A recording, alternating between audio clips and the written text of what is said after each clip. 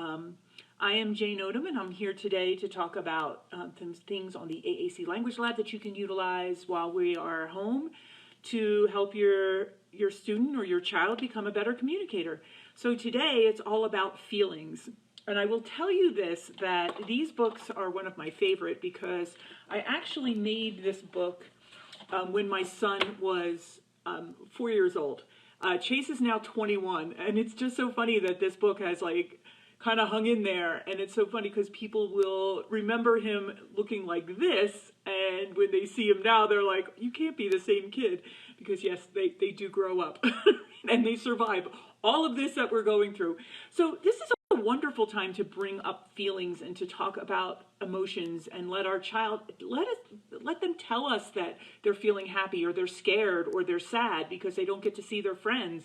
So this is a great little book that you can read that's going to have, Chase feeling happy and then Chase feeling sad, and it goes through a variety of different emotions. So make sure on the child's communication device, no matter what they're using, you show them where those feeling words are.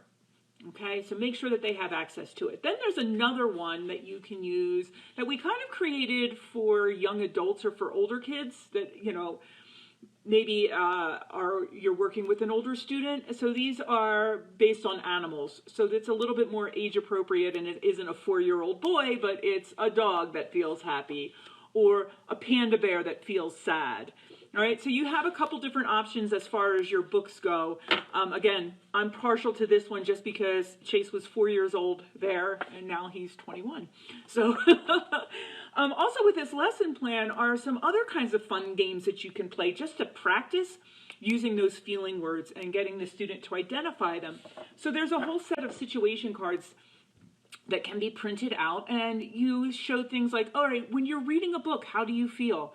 When you're dancing, how do you feel? When you're watching the news, how do you feel? You don't want to know how I feel when I'm watching the news. But anyway, you can print out these situation cards, and then there's a couple blank ones that you can add your own, or you can just create more and talk about situations that are relevant to your family and ask your student to tell you how they feel about those kinds of things. Okay, and then finally there's a really fun game that's included. You can print this out, and this is a little feelings cube, and you can roll this and you get silly and you say, oh, tell me something that happens and makes you feel silly, or something that happened that makes you feel sad. And then this is a nice way for that student to be able to explore their device and maybe find things on there that you aren't necessarily working on, but a lot of times kids like to play on their device, and that's great because they're exploring where that vocabulary is.